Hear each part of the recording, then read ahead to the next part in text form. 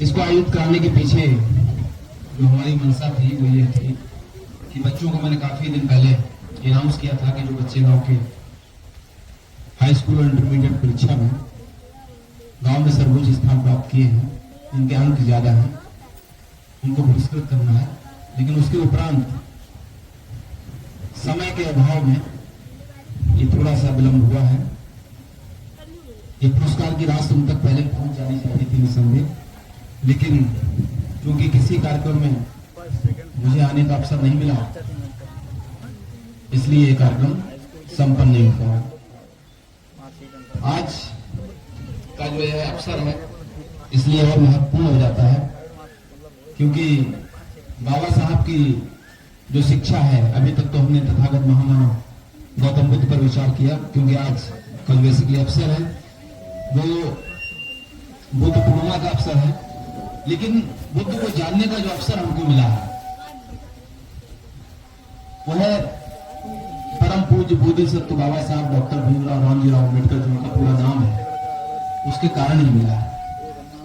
भारतवर्ष से बुद्ध का जो धम्म था वह विलुप्त हो गया था, लेकिन बाबा साहब ने ही बुद्ध के धम्म को यहां पर पुनर्जीवित किया। बहुत लंबी कहानी है उसकी कि बाबा साहब को जब वो बर्मा गए रंगून में, और 1956 की बात है, तो वहां के भिक्षु संघ को जब उन्होंने संबोधन किया तो वहां का संपूर्ण भिक्षु संघ बाबा साहब के संबोधन के उपरांत उठकर, और जितना भी उनके पास बुद्ध का साहित्य था वो सारा का सारा साहित्य उन्होंने बाबा साहब को समर्पित कर दिया और कहा कि अगर बुद्ध के धम्म को प्रचारित और प्रसारित करने की क्षमता कहीं है इस पूरे संसार में, तो केवल और अम्बेडकर की है। डॉक्टर बी आर अम्बेडकर ही बुद्ध के धम्म को पुनर्स्थापित कर सकते हैं, क्योंकि वह बोधिसत्व की श्रेणी में है। थोड़ा सा विषय कठिन है, क्योंकि बुद्धिज्म क्लिष्ट है, बुद्धिज्म कठिन है, संभवतः इसीलिए बुद्धिज्म का प्रचार प्रसार कम हुआ। बुद्धिज्म को पढ़ने के लिए आपको साहित्य को पढ़ना पड़ेगा, शब्दावली भी उसकी कठिन है थोड़ी सी। मुझे भी स्टार्टिंग में बुद्धिज्म समझ नहीं आता था, लेकिन 15-20 साल समझ रहा था बाबा साहब के लिखे गए साहित्य को, और उसके अलावा भी समय पर त्रिपिटक वगैरह जहां पर अवसर मिला पढ़ा। बाबा साहब अकेले ऐसे व्यक्ति हैं जिनको बोधिसत्व की उपाधि दी गई। बोधिसत्व जो है वो बुद्ध के पूर्व की दशा है। बुद्ध के पूर्व की दशा होने के कारण उन्हें बोधिसत्व की उपाधि दी, अर्थात अगर एक चरण और आगे बढ़ेंगे, वो एक कदम और आगे बढ़ाएंगे तो बुद्ध की श्रेणी में पहुंचने की स्थिति में थे। तो बाबा साहब ने ये कहा है, जैसा परम श्रद्धेय भंते जी ने भी आपको अपनी देशना के दौरान ये बताया था कि जब बाबा साहब के पास वो IAS अफसर गया और बाबा साहब पेपर पढ़ते रहे, और उसके बावजूद वो बैठा रहा वहां पर, और बाबा साहब ने जब अपना पेपर समाप्त किया और कहा कि तू अभी तक यहाँ बैठा हो गया, तुझे तो उस गांव की झोपड़ी में जहां से तू निकलकर IAS का अफसर बना है, अपने पूरे साजो सामान के साथ, साजो सामान का मतलब ये है जो सरकार ने तुझे गाड़ी उपलब्ध कराई है नीली बत्ती की, जो तुझे गनर दिए हैं, जो तेरे साथ फोर्स है, इस फोर्स को लेकर बाबा साहब की मंशा क्या थी उसमें? बाबा साहब की मंशा सिर्फ इतनी थी कि जब उस पूरे फोर्स को लेकर, उस गाड़ी को लेकर तू उस अपनी बस्ती में जाएगा तो वहां के जो बच्चे हैं ना, वो केवल तेरी गाड़ी देख के मोटिवेट हो जाएंगे और वो भी तेरे जैसा IAS बनने की सोचेंगे। मंशा ये थी बाबा साहब की। इस चीज को आज से 12 साल पहले जब मेरी पोस्टिंग लखनऊ में थी, तो रामेश्वर दयाल साहब DIG हुआ करते थे, जंगी सिंह साहब IG हुआ करते थे, और राम स्वरूप पुष्कर साहब IG फायर थे, और मेरी पोस्टिंग वहां पेंशन डायरेक्टरेट थी। तो हम लोग अक्सर साथ बैठा करते थे। तो रामेश्वर दयाल साहब का ये कहना था कि अशोक, अगर हमारे समाज के कुछ लोग जो अधिकारी हैं वह बिना कुछ कहे, बिना कुछ करे, सिर्फ और सिर्फ अपने उन बस्तियों में चले जाएं जहां से वो निकल के आए हैं, तो ये मान के चलिए कि उन्होंने बाबा साहब का पेरेक्ट मिशन पूरा कर दिया। लेकिन होता क्या है? होता ये है कि हमारे समाज के, हमारे गांव के जो लोग हैं, जो अच्छे पदों पर पहुंच जाते हैं, उनके अपने गांव से उन्हें गांव में आने में शर्मिंदगी महसूस होती है। उनको उन लोगों के बीच में दरी पर बैठने पर, उनके अपने साथियों के साथ बैठने पर, जो उनके साथ कभी खेले थे, पढ़े थे, कूदे थे, उनके साथ बैठने में शर्म महसूस होती है। तो जब तक आपको शर्म महसूस होती रहेगी तो बाबा साहब का मिशन साकार नहीं होगा।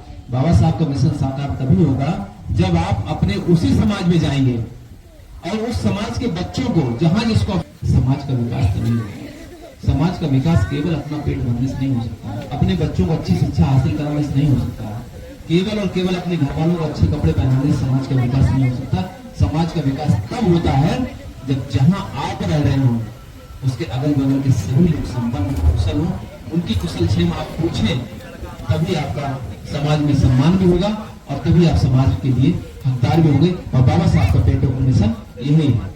तो इसलिए बाबा साहब ने क्या कहा? बाबा साहब ने कहा कि शिक्षा व सेवनी का दूध है कि जो पिएगा वो दहाड़ेगा।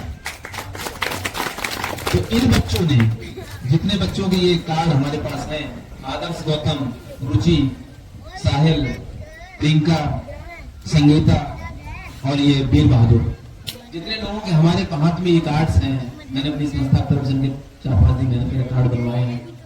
तो इन्होंने बाबा साहब के उस मिशन को पूरा किया है, इन्होंने शिक्षा के उस दूध को पिया है, इसलिए दहाड़ने की स्थिति में है। और हम तथागत से आज की बुद्ध पूर्णिमा के अवसर पर यही कामना करेंगे कि अपना उत्तरोत्तर विकास करें और जो भी इनके मंसूबे हैं उन मंसूबों को जरूर हिट करें। बस यही मेरी कामना है। इसलिए मैं मंत्री जी, आज का जो बेसिकली कार्यक्रम था, मैंने आपको बताया भी था कि बच्चे यहाँ पर हैं, तो उनको जो हमने घोषणा की थी कि जो बच्चा हाई स्कूल और इंटर में गांव में सर्वोच्च स्थान लाएगा, नंबर 1 पर रहेगा, उसको 25,000 रुपए की नगद धनराशि, जो नंबर दूसरे पर रहेगा उसको 15,000 रुपए की नगद धनराशि और जो तीसरे स्थान पर रहेगा उसको 10,000 रुपए की नगद धनराशि हम देंगे। हमने शुरुआत गांव से की, इसलिए की कि गांव में पला हूं, बड़ा हूं, तो गांव से अपनी शुरुआत की जाए। हो सकता है इसके देखे दाखे हम इटावा और रैया में और भी कार्यक्रम आयोजित करा पाए और समझता है कार्यक्रम आयोजित होंगे भी। तो आज ये बच्चे यहाँ पर उपस्थित हुए हैं मंत्री जी। तो बस मेरा तो योगदान सिर्फ इतना है कि हम तो कोऑर्डिनेट कर रहे हैं कार्यक्रम को। आप जैसे जितने भी क्रांतिकारी भिक्षु हैं उनके माध्यम से आपको हमारी कार्यप्रणाली पता है। मैं लगातार अनवरत रूप से कार्य करता ही हूँ, चाहे स्टेट यूपी हो, चाहे अन्य कोई भारतवर्ष का स्टेट हो, लेकिन गांव में पहला कार्यक्रम है, इसको पहली बार कर रहे हैं। कोशिश करेंगे कि आगे भी कार्यक्रम चलते रहें। समाज के उत्थान के लिए जहां भी मेरी व्यक्तिगत जरूरत पड़ेगी वहां खड़ा हूं आप लोगों के साथ, ये आप बिल्कुल निश्चित रहेंगे। तो आज की इस कड़ी में आदर्श गौतम हमारे बीच में है, हाई स्कूल में।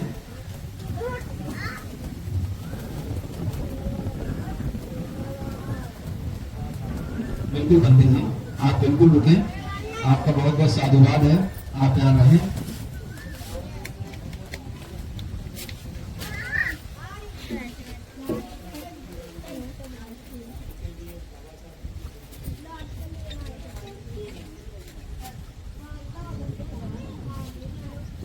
तो नहीं, आपकी बात बंदे जरूर समझ में आएगी।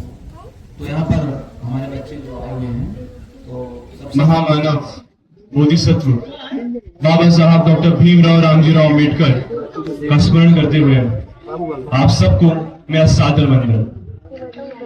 आज के दिन की प्रासंगिकता सिर्फ और सिर्फ हम यहाँ पर इसलिए उपस्थित हैं कि शिक्षा का महत्व थोड़ा और करीब से समझ सकें। हम लोगों ने यह समझा कि आखिर शिक्षा महत्वपूर्ण क्यों है, कैसे है। पर जो सवाल का अभी तक जवाब दिया नहीं गया है कि शिक्षा को हम और प्रसारित कैसे करें। मेरे यहाँ पे छोटे भाई बहन हैं जो भी 10th क्लास के हैं, 12th क्लास वाले भी हमसे छोटे हैं, जो लोग अभी ये पुरस्कार जीते। हम तो ऐसा कभी पुरस्कार जीते नहीं जीवन में, चाहते तो बहुत थे और पढ़ाई में बहुत अच्छे हैं भी नहीं। गलती से थोड़ा ढंग का कॉलेज मिल गया। पर मेरे यहाँ पे जो भी छोटे भाई बहन है, इट्स वेरी गुड कि आप लोगों ने पहल किया और keep it in this way only.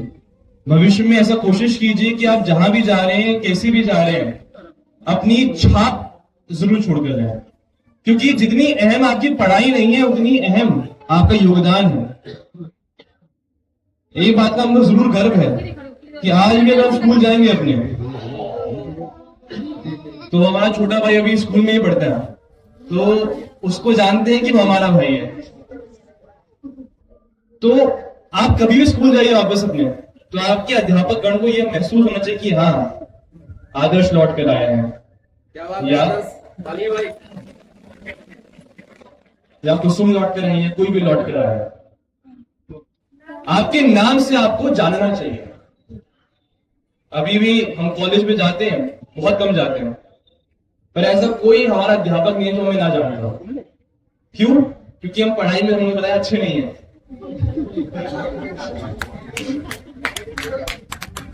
पर उससे महत्वपूर्ण कारण ये है कि हम जगह जगह जाते रहते हैं in the name of college.